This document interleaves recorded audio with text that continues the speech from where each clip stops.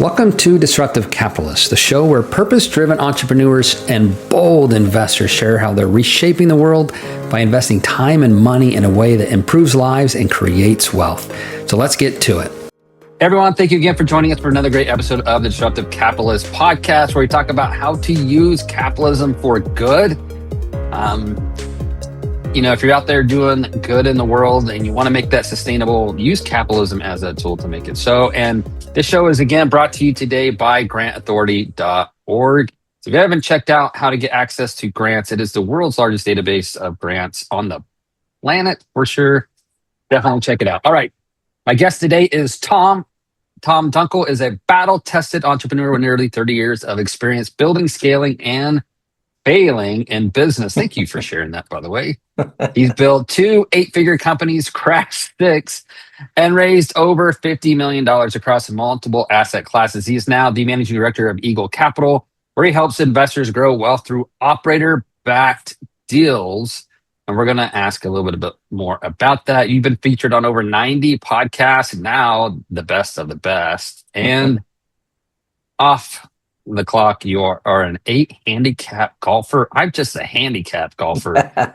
Rock band frontman and active supporter of causes from scholarships to veterans. Tom, thank you for joining the show. Hey, Sam, it's great to be with you and all the listeners today. Thanks for the generous intro there. I appreciate it very much. Oh, man. So the most important question, of course, is frontman on a rock band. That sounds amazing. I was a drummer until I realized I was never going to be good enough to get anywhere. So tell me a little bit about your rock band and being the frontman. Cool. Yeah. Well, here recently, I'm solidly in my 50s now. I found myself as an empty nester, and nice. I wanted to get back to the glory days of the garage band in high school. Stealing bottles of booze from our parents and hiding in the basement and jamming our guitars and stuff. So so that was a ton of fun as a kid. I played guitar since I was 11. I played piano before that. My dad was a musician, and he always had so much fun with it, and I had fun with it. And now that the business is rocking and the kids are out, I'm like, all right, well, let me get back into it. So I was able to jump in with a local adult band, and it's been a ton of fun. That's wonderful. Yeah. That sounds, I have a friend who played professionally, was a professional drummer for a while. Amazingly talented, UK rock band, traveled the world, did the thing. Wow. And, he walked away from that life because it was just messy. And even as a professional, they weren't making that much money, money in, money out. But it's just fun. It's just fun. Right. Sure. Yeah. It's a passion. Yeah. I know a guy, his brother was the keyboardist for Journey, and he would tour, and he had to quit because just the lifestyle is it's a killer. It's a killer for sure. It's a killer. Yeah. Same songs every night in a different city. Over and over and over again. And you got to show up. So we don't do a ton of gigs in my band, but sometimes you just don't really feel like it. But if you're a pro, man, you got to show up, you got to be on, you got to know your stuff, you got to be tight with the rest of the band, so it's definitely a big responsibility. You got to get yourself pumped up for it. Yeah. Oh, that's great. We like to idolize all that stuff, and the reality is a quiet, free life where you can do the things that you want to do is so much better than chasing a dream that just wrecks your life.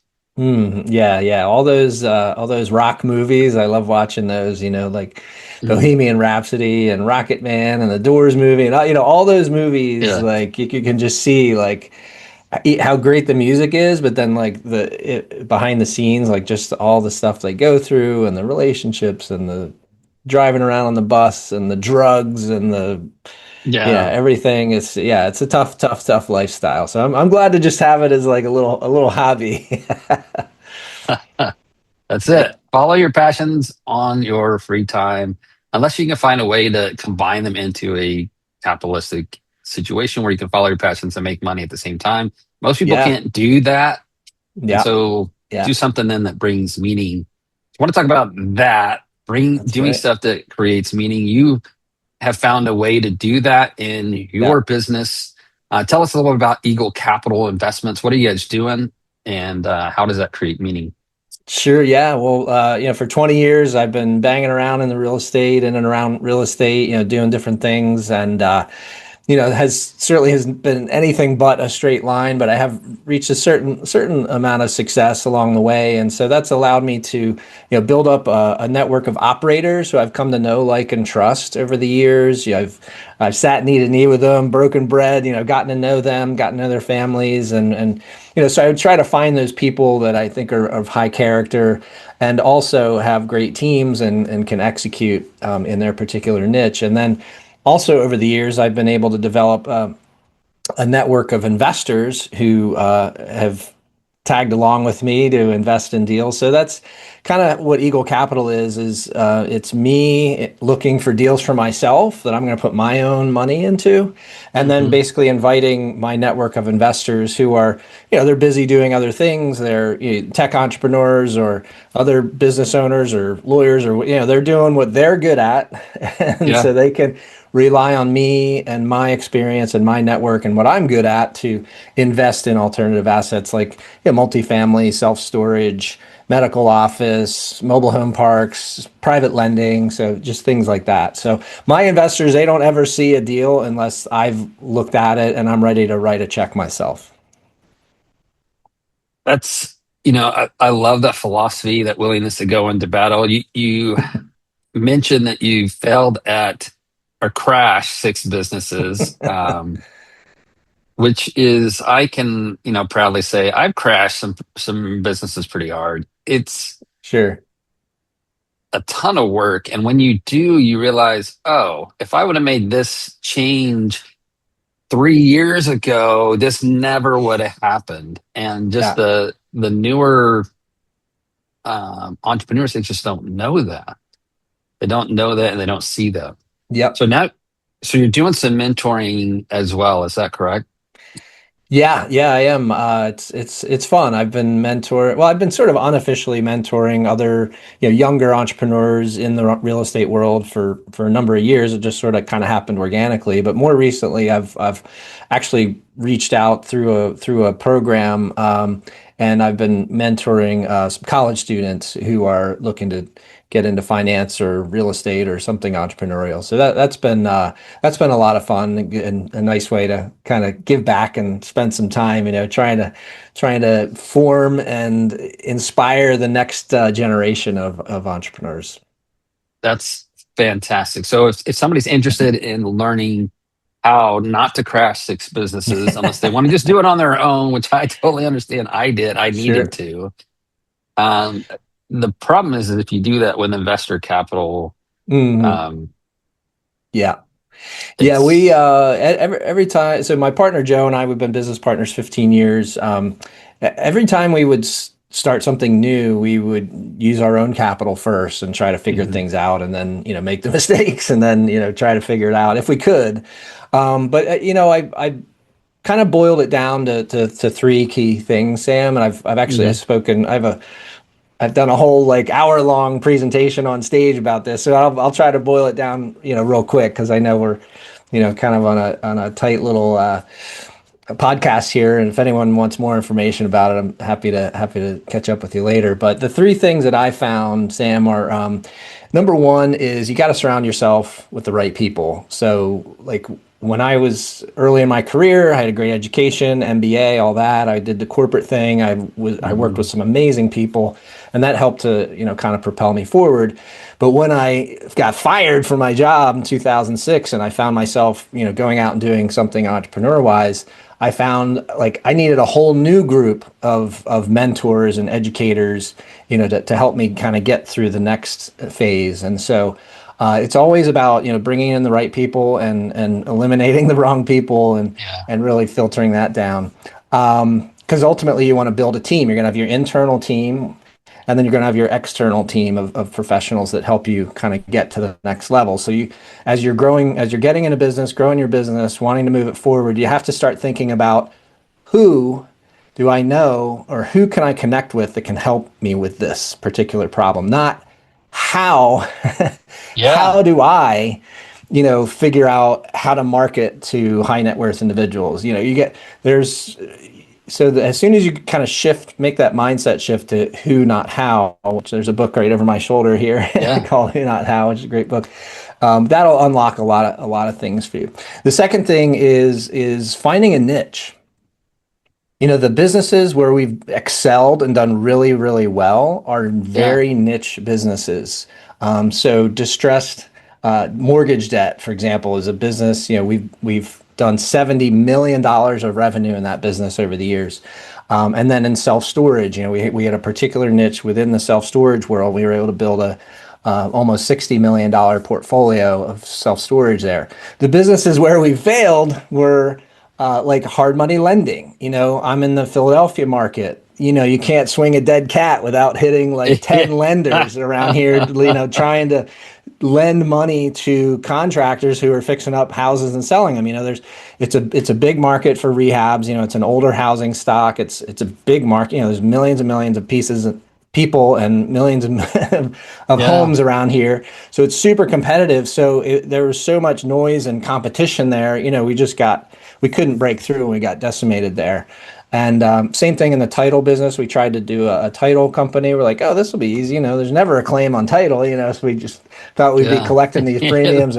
But same thing, drive up and down your street, if you're in any kind of populated area, like every little office area you drive by, it's going to be such and such title company. So that, was super competitive. And so find a niche.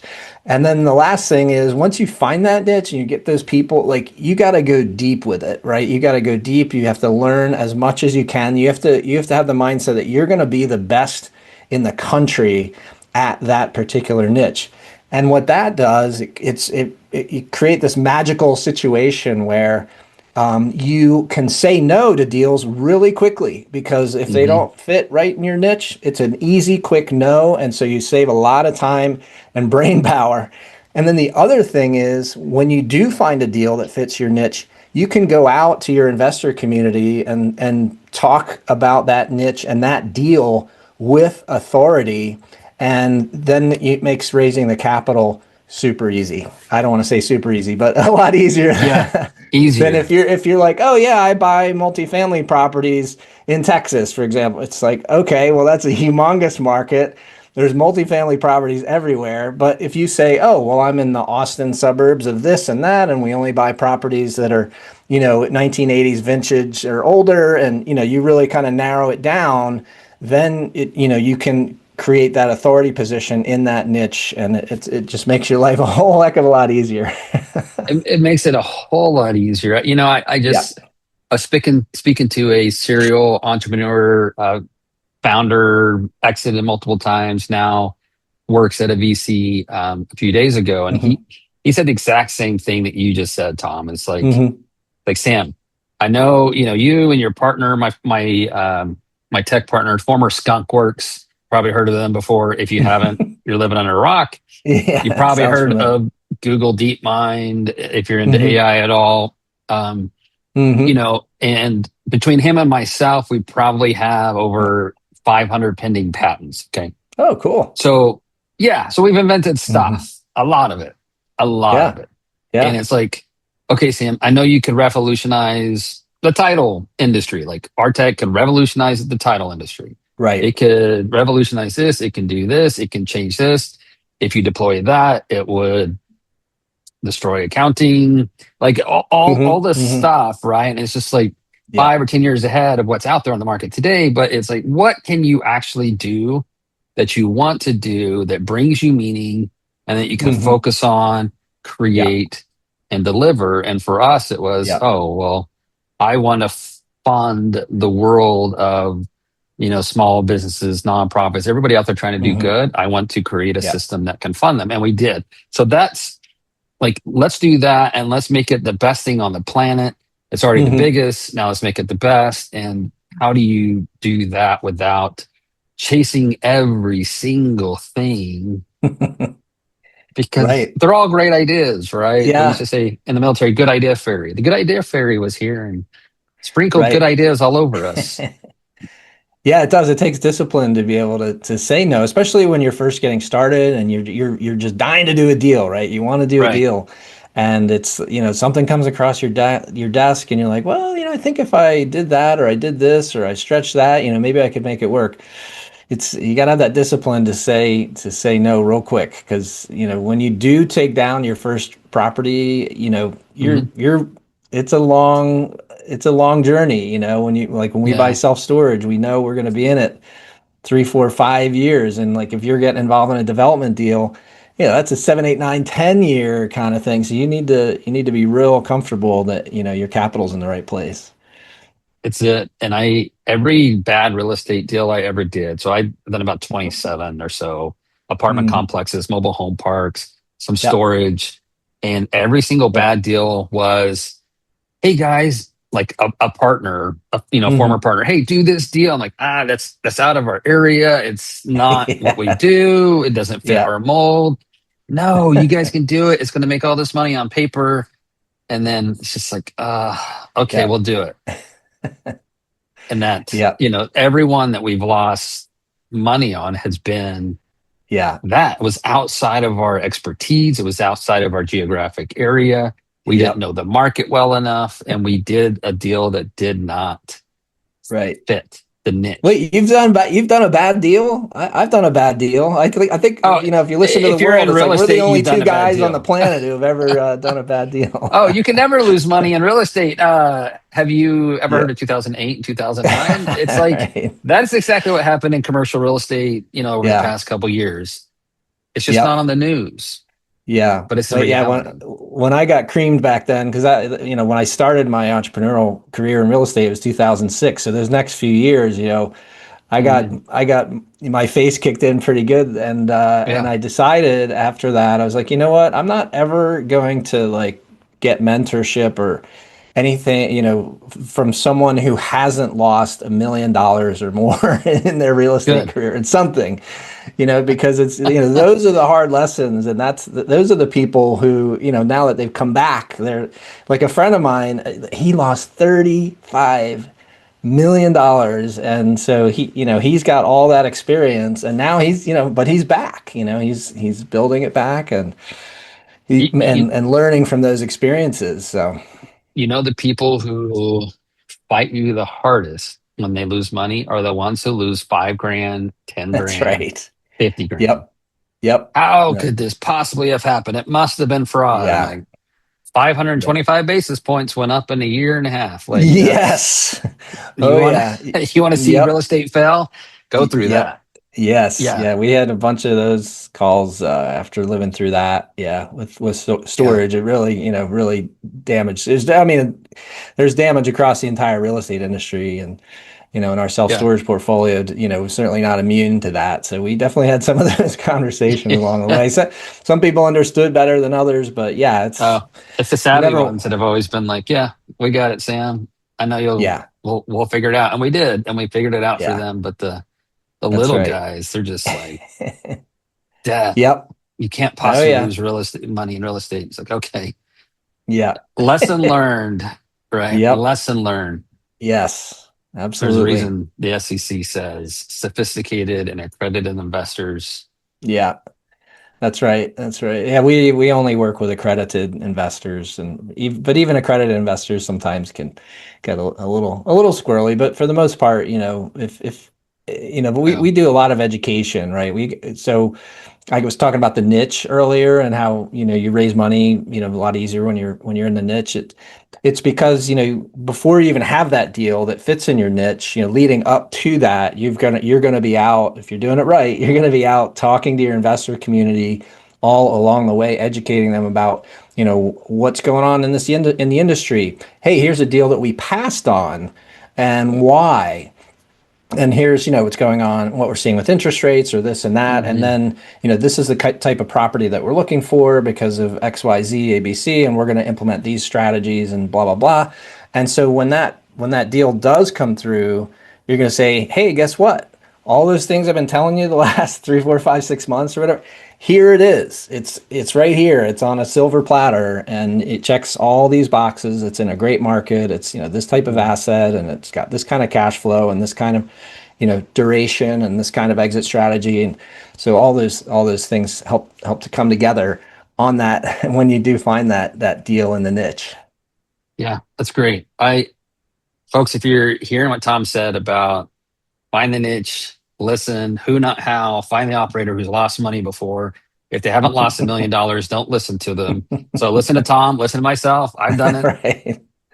Yeah. more than once. And it's just like, Yeah. yeah. And then be Yeah. resilient, right? The market takes time and effort. Absolutely. Warren Buffett didn't make all Yeah. his money. Most of his money was in the Right. last 10 years of his career, right? It was Right. not in the first 30 years of his career. That's It was in the right. last 10. That's right. Power of compounding, that doubling penny. The doubling penny and Yep. wisdom. And I think he lost, what, 750 million on a deal one time. So Probably. Yeah. Probably. it's Rare. Yeah, it's rare, but I guess he has lost a couple times. But yeah, big. He's lost big a couple times. I'm sure he's lost a lot more than that, but yeah. you can't be in the stock market and not lose, even the best of the best of the best, right? Right. 100%. But yeah, you got to stick it out. You got to be persistent. So, Tom, 2 questions for you before here at the end of our time. Number one is, Sure. what kind of deals are you looking for if someone's listening to this and thinking, I might have a deal for Tom? What are you looking for? Sure. Well, we have a whole due diligence methodology we've developed over the years. We call it the SAFE method, SAFE.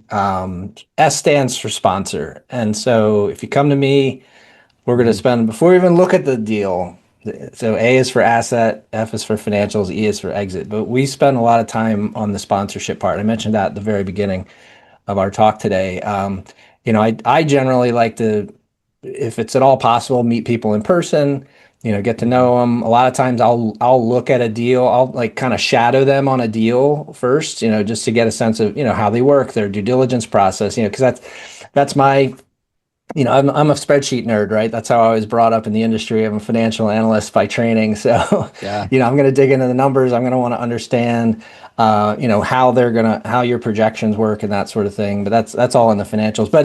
But the sponsor piece is just, I feel like a lot of investors, they kind of gloss over that. Like, oh, well, this guy, I see him on Instagram all the time. He must be a good guy. Or, my buddy introduced me to him, or, they've got this great looking website, whatever it is. Yeah. But take your time, learn, about the sponsor, about their team. And if they don't have a team, red flag right there. If it's like JoeDealGuy at gmail.com, you probably want to move on to the next one. So, you want to make sure there's a good team there. Right. Exactly. So you want to, get a sense of their character, their track record, their experience, all those kinds of things. So that would be kind of step one before even really looking at a deal. So if you want to reach out to me, I'd love to talk to you. I do tell people right up front, I say no a lot. I don't have like a big, humongous fund or everything or anything where I'm like stressed to deploy capital. It's not like that. So I definitely want to get to know folks first. But once we get there, then it's going to be, we look a lot at the market. What's the market for that particular asset?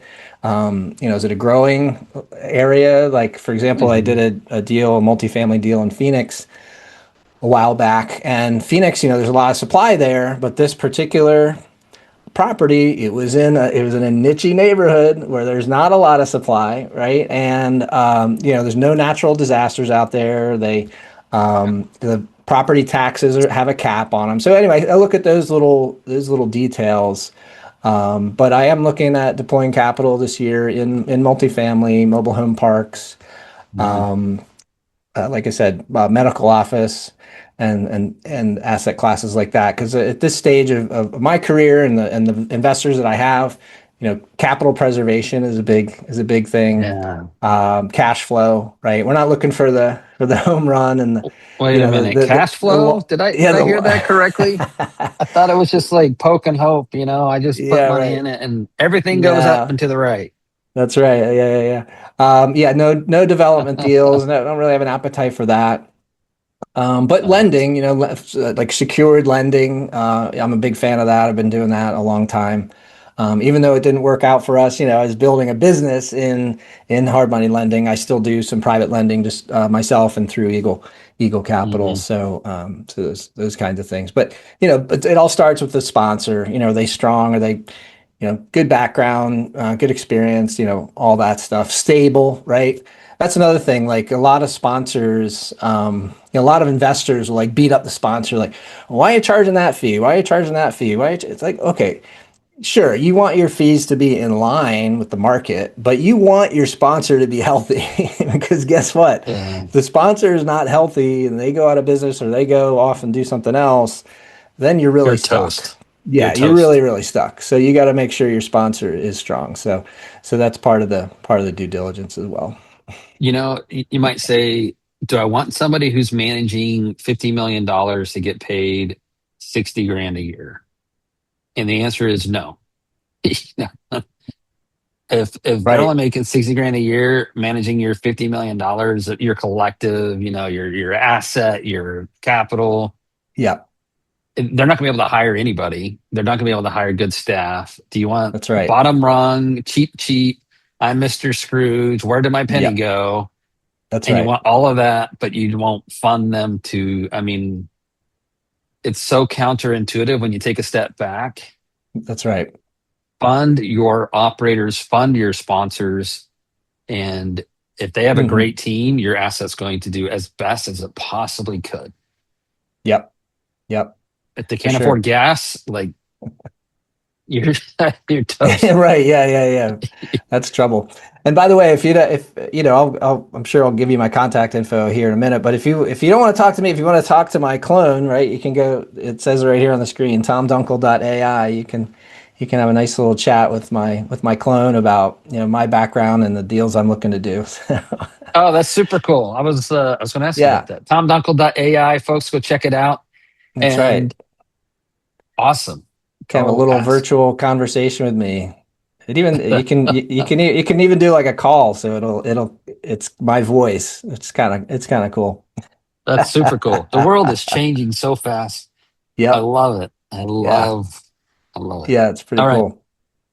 Tom, thank you so much for coming on to the show. Those who are Yep. listening and thinking I have a deal for Tom, or I want to learn from Tom because I am going to take his advice, who, not how.